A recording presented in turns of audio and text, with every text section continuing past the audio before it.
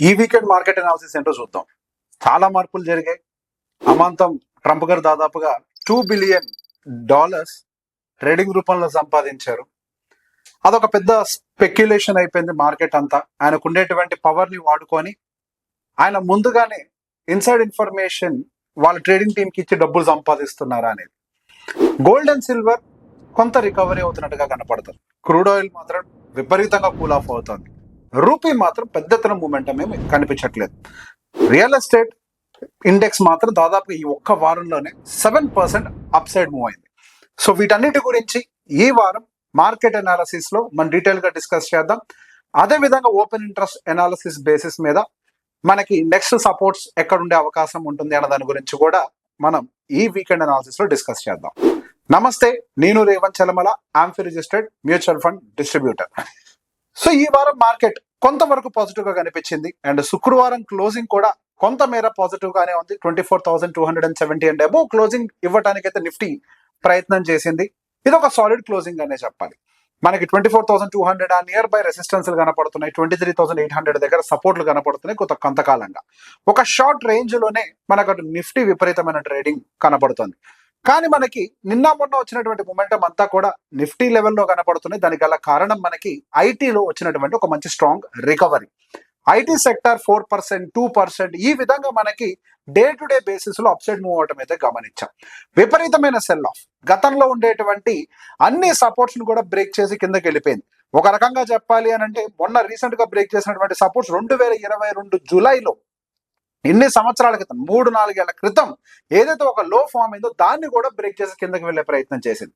కానీ మార్కెట్ లో మారుతున్నటువంటి పరిణామాలు, ఏఐ అనేది పూర్తిగా మన టెక్ సొల్యూషన్స్ ని రీప్లేస్ చేయలేవు అనే ఒక మాటలు, ఇవన్నీ కూడా మన ఐటీ సెక్టర్ కి ఒక మంచి బూస్టింగ్ అయితే ఇచ్చాయి.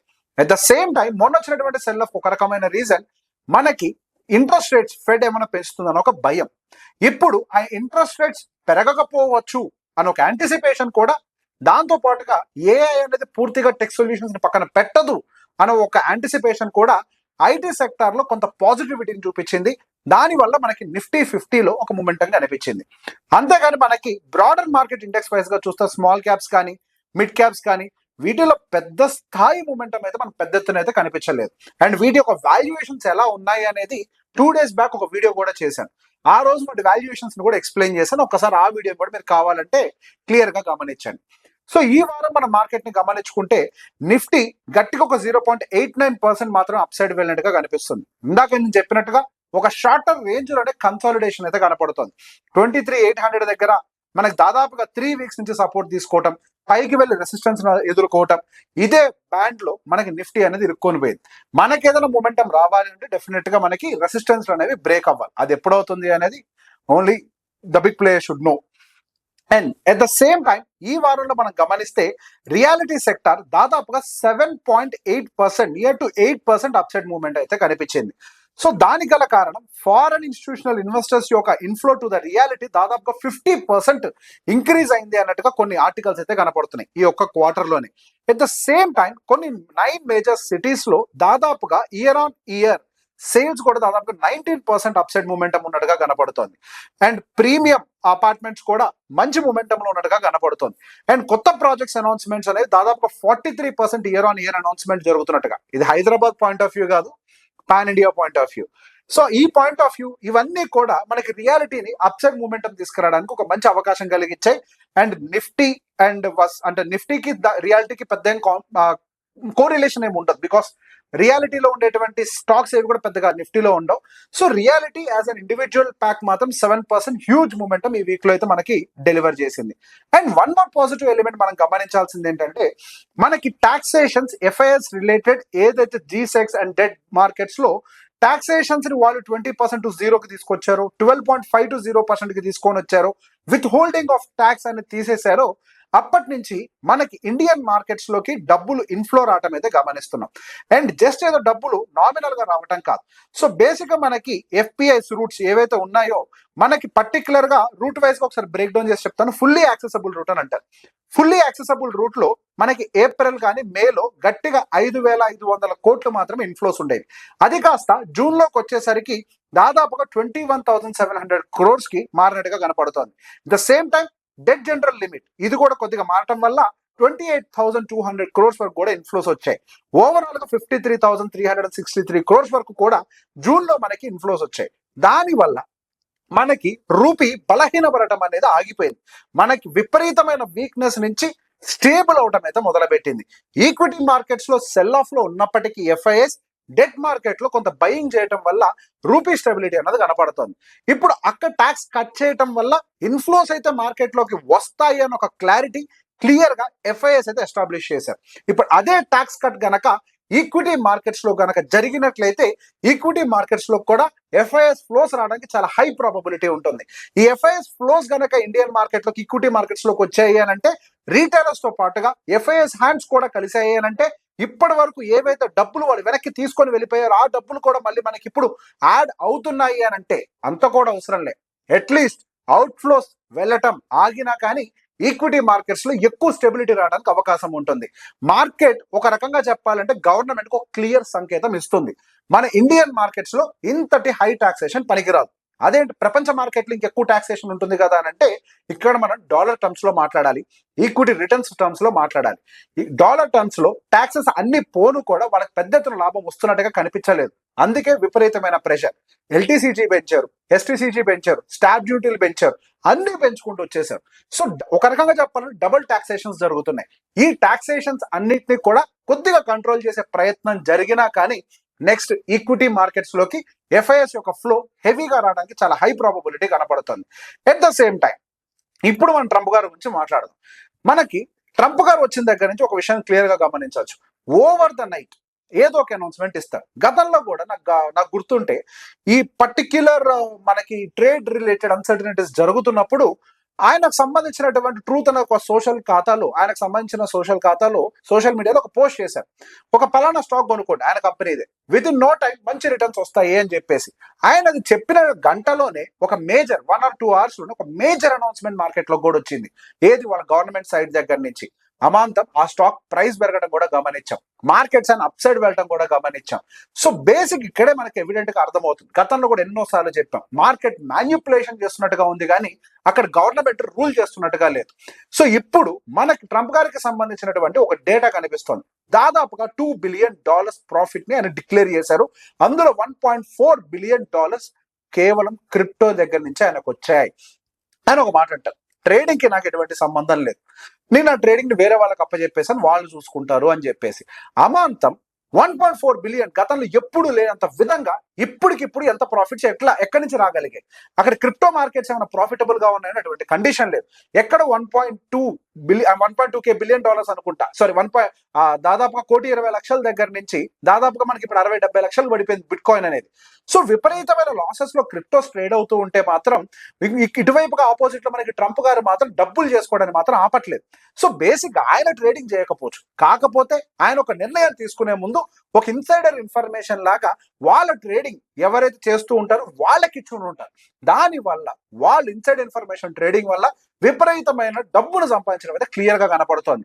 ఇది కేవలం డబ్బు సంపాదించడమే కాదు, ట్రేడింగ్ వాల్యూమ్స్ కూడా విపరీతంగా స్పైక్ అవటం అయితే ఈయన పర్టికులర్ అకౌంట్స్ దగ్గర నుంచి అయితే కనపడుతుంది. సో ఈయన ఒక రకంగా చెప్పాలి అని అంటే ఇదే నా లాస్ట్ టర్మ్, ఇంతకు మించి నేను చేయగలిగేది ఏమీ లేదు అని ఒక ఫీలింగ్ లో ఉన్నారేమో నాకు తెలియదు. కానీ ఇదే లాస్ట్ నేను డబ్బులు సంపాదించేయాలని నిర్ణయించుకున్నారేమో కానీ ఇన్సైడెడ్ ఇన్ఫర్మేషన్ తోటి ఆయన నోటికి ఏదో వస్తే నోటికి ఎంత వస్తే అంత ఓవర్ నైట్ ఎప్పుడు పడితే అప్పుడు ఒక పోస్ట్ పెట్టేసి మార్కెట్లో అన్సర్టనిటీస్ ని క్రియేట్ చేసి ఆ అన్సర్టనిటీస్ యొక్క అడ్వాంటేజ్ ని తీసుకునే ప్రయత్నం మనకి క్లియర్ గా ట్రంప్ గారి బిహేవియర్ లో అయితే కనపడుతుంది. ఇప్పుడు దీని గురించి సోషల్ మీడియా మొత్తం కూడా మనకి డిస్కషన్ జరుగుతోంది. సో ఒక రకంగా చెప్పాలి అని అంటే ఈయన ఏం చేస్తున్నాడు క్లియర్ గా అర్థమైపోయింది. ఈయన ఒక పొలిటీషియన్ లాగా బిహేవ్ చేయట్లేదు, ఒక రియల్టర్ లాగా బిహేవ్ చేయట్లేదు, ఇప్పుడు ప్రాపర్ స్కామర్ లాగా బిహేవ్ చేస్తున్నాడు. ఒక రకంగా చెప్పాలి అంటే this is what exactly happening with Trump trading system. So basic గా ఆయన అమెరికాకి ప్రెసిడెంట్, అమెరికాకు మంచి చేయడం కోసం కాలేదు, ఆయన అమెరికా ఫస్ట్ అని ఒక నినాదంతో వచ్చాడు కాదు, ఆయనకి ఫస్ట్ ఆయన ట్రేడింగ్ ఫస్ట్ అనే నినాదం అది మనకి తెలియదు. ఈ రోజు ఆ డేటా బయటకు వచ్చిన తర్వాత మార్కెట్ మొత్తం దీని గురించి డిస్కస్ చేయడం అయితే గమనించాం. And coming back to our market, so అక్కడ యుద్ధ వాతావరణాలు కొద్దిగా అటు ఇటుగా ఉన్నప్పటికీ స్టిల్ మన దగ్గర ఉండేటువంటి క్రూడ్ ఆయిల్ ప్రైసెస్ మాత్రం ఇంకా స్టేబుల్ గానే ఉన్నాయి. ఒక రకంగా చాలా మంచిది. అంటే ఈవెన్ క్రూడ్ ఆయిల్ ప్రైసెస్ కి సంబంధించి కూడా ట్రేడర్స్ కూడా క్లారిటీ వచ్చింది. ఇవి కేవలం మాటలే, దీనికి రియాక్ట్ అవ్వాల్సిన అవసరం లేదని గతంలో కూడా మనం మాట్లాడుకున్నాం. ఎప్పుడైనా కానీ ఒకటే న్యూస్ పదే పదే పదే పదే చెప్తూ ఉంటే ఆ వెయిట్ అనేది కోల్పోతుంది. Over the period of time market దాన్ని ఓవర్ రైట్ చేసుకుంటూ ముందరికి వెళ్ళే ప్రయత్నం చేస్తుంది. Just like crude oil price control అవ్వటం. అదే రష్యా ఉక్రెయిన్ వార్ విషయంలో కూడా జరిగింది. ఈ రోజు ఈ వార్ విషయంలో కూడా అదే జరగడానికి చాలా హై ప్రాబబిలిటీ ఉంది. ద సేమ్ టైం అమెరికాలో వస్తున్నటువంటి వీకర్ జాబ్స్ డేటా ఇవన్నీ కూడా US fed interest rates hike కాకపోవచ్చు అని ఒక ఒపీనియన్ బలపడటం వల్ల దాంతో మనకి యుఎస్ డాలర్ కూడా index as a dollar index అది కూడా కూల్ ఆఫ్ అవ్వటం వల్ల మనకి ఇప్పుడు కొంత గోల్డ్ స్టెబిలిటీ వచ్చి గోల్డ్ పైకి మూవ్ అయ్యే ప్రయత్నం జరుగుతోంది. అండ్ అలా అని చెప్పేసి గోల్డ్ ఇక్కడి నుంచి అమాంతం పైకి పెరిగిపోతుంది అనే ఒక ఉద్దేశంలో మాత్రం ఉండకండి. రేపు ఏదైనా న్యూస్ కొంచెం అటు ఇటుగా వచ్చి వడ్డీలు కనుక పెంచారు అని అంటే డెఫినెట్ గా గోల్డ్ మీద పెద్ద ఎత్తున దెబ్బపడే అవకాశం ఉంటుంది. అసలు వడ్డీ రేట్లకి గోల్డ్ కి ఏంటి సంబంధం?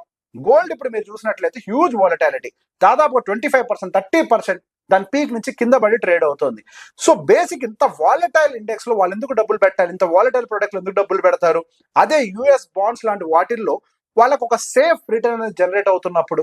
సో అందుకే ఇంట్రెస్ట్ రేట్స్ అనేవి ఇక్కడ చాలా కీలకంగా మారుతాయి మనకి గోల్డ్ ప్రైస్ యొక్క మూవ్మెంట్స్ ని దృష్టిలో పెట్టుకోవడానికి. ఒకవేళ ఇంట్రెస్ట్ రేట్ కట్ గనక జరిగింది అని అంటే మనకి అప్పుడు గోల్డ్ ప్రైస్ బాగా పైకి వెళ్ళడానికి ఛాన్సెస్ ఉంటాయి. ఇంట్రెస్ట్ రేట్ కట్ అవ్వడానికి ప్రాబబిలిటీ ఎంత ఉంది? ఫస్ట్ దీని గురించి మాట్లాడదాం. ఇంట్రెస్ట్ రేట్ కట్ అవ్వాలి అని అంటే ఇన్ఫ్లేషన్ కూల్ ఆఫ్ అవ్వాలి. కానీ మొన్నటి వరకు క్రూడ్ ఆయిల్ ప్రైసెస్ ఎక్కువ ఉండటం వల్ల ఇన్ఫ్లేషన్ అనేది చాలా ఎక్కువగా ఉంది. ఇప్పుడు క్రూడ్ ఆయిల్ ప్రైసెస్ తక్కువ అవటం వల్ల రానున్న రోజుల్లో డేటా కొద్దో గొప్ప ఇన్ఫ్లేషన్ లోవర్ సైడ్ చూపిస్తుంది అని ఒక ఎక్స్పెక్టేషన్ అయితే కనపడుతుంది. ఒకవేళ లోవర్ సైడ్ కనుక వచ్చింది అని అంటే ఇన్ఫ్లేషన్, అప్పుడు ఫెడ్ ఇంట్రెస్ట్ రేట్ కట్ చేయకపోవచ్చేమో, కానీ అట్లీస్ట్ అంటే ఇంట్రెస్ట్ రేట్స్ ని పెంచకుండా అదే ఫేజ్ మీద మెయింటైన్ చేయడానికి చాలా హై ప్రాబబిలిటీ ఉంది. ఇదే కనుక జరిగింది అంటే అది గ్లోబల్ మార్కెట్స్ కి మంచిదే అండ్ గోల్డ్ కి కూడా ఒక మంచి ఆపర్చునిటీ అవ్వడానికి అవకాశం ఉంది. ఒక్కసారి మనం ఇప్పుడు ఓపెన్ ఇంట్రెస్ట్ డేటా అనాలిసిస్ ప్రకారం నెక్స్ట్ మార్కెట్ పైకి వెళ్ళడానికి ఎంత ప్రాబబిలిటీ ఉందో చూద్దాం. సో అప్ సైడ్ వెళ్తుందా వెళ్ళదా అనేది నేను చెప్పలేను, కానీ ఓపెన్ ఇంట్రెస్ట్ అనేది మనకి మార్కెట్ లో ప్లేయర్స్ తీసుకున్నటువంటి పొజిషన్స్ కి అనుకూలంగా ప్లేయర్స్ ఎక్కడున్నారు అన్న దాన్ని దృష్టిలో పెట్టుకొని ఇది సపోర్ట్ అవ్వచ్చు, రెసిస్టెన్స్ అవ్వచ్చు అనేది ఒక ఎస్టిమేషన్ మాత్రమే. ఇది ఎటువంటి ట్రేడింగ్ కాల్ కాదు. సో మనం నెక్స్ట్ రాబోయేటువంటి ఒక 6-7 ఎక్స్పైరీస్ క్లబ్ చేసి చూసినప్పుడు 24,000 పర్టికులర్ గా పుట్స్ దగ్గర విపరీతంగా మనకి పొజిషన్స్ కనపడుతున్నాయి. అంటే 24,000 అనేది ఒక స్ట్రాంగ్ సపోర్ట్ అవ్వటానికి అవకాశం ఉంది. కండిషనల్, మనకి ఏదైనా నెగటివ్ న్యూస్ వస్తే మనం చెప్పలేం, అది మారచ్చు. అండ్ అప్ సైడ్ వెళ్ళేసరికి 24,500 దగ్గర కొద్దిగా రెసిస్టెన్స్ ఉండడానికి ఛాన్స్ ఉన్నట్టుగా అక్కడ కాల్ రేటర్స్ కొద్దిగా బిలీవ్ చేస్తున్నారు. సో మేబీ మార్కెట్ ఏమో 24,000 నుంచి 24,500 బ్యాండ్ లో ట్రేడ్ అవ్వడానికి ప్రాబబిలిటీ ఉన్నట్టుగా కనపడుతోంది. మార్కెట్స్ లో పెద్ద ఎత్తున నెగటివ్ న్యూస్ అయితే కనిపించట్లేదు, కానీ ఇప్పటి నుంచి రాబోతున్నటువంటి కంపెనీల నెంబర్, ఫ్యూచర్ గైడెన్స్ ఇవన్నీ ఎటువైపు ఉంటాయనేది గమనించాల్సిన అవసరం ఉంది. ఆల్రెడీ మనం జూలై సీజన్ లోకి ఎంటర్ అయిపోయాం. ఇదంతా కూడా మార్కెట్స్ కి రిజల్ట్స్ వచ్చేటువంటి టైం. మనకి majority of the times July టైంలో సహజంగా మార్కెట్స్ అనేవి గ్రీన్ గా ఉండే ప్రయత్నం చేసే ఆల్మోస్ట్ 2-3% వరకు కూడా. ఇప్పుడు కనుక వచ్చేటువంటి నెంబర్స్ కొంచెం సాటిస్ఫై చేసినా ఇంకా బెటర్ గానే ఉండడానికి ఛాన్సెస్ అయితే కనపడుతున్నాయి. ఎందుకు?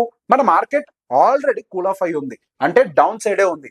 అది కేవలం 1 year కాదు, 2 years నుంచి డౌన్ సైడ్ లోనే ట్రేడ్ అవుతోంది. కొంచెం పాజిటివ్ న్యూస్, మంచి కార్పొరేట్ నెంబర్స్ ఇవన్నీ కూడా మార్కెట్ ర్యాలీ అవ్వడానికి చాలా హై ప్రాబబిలిటీ కనిపిస్తుంటాయి. సో రానున్న రోజుల్లో మళ్ళీ ఇటువంటి అనాలిసిస్ లో కలిసే ప్రయత్నం చేద్దాం. Thank you very much.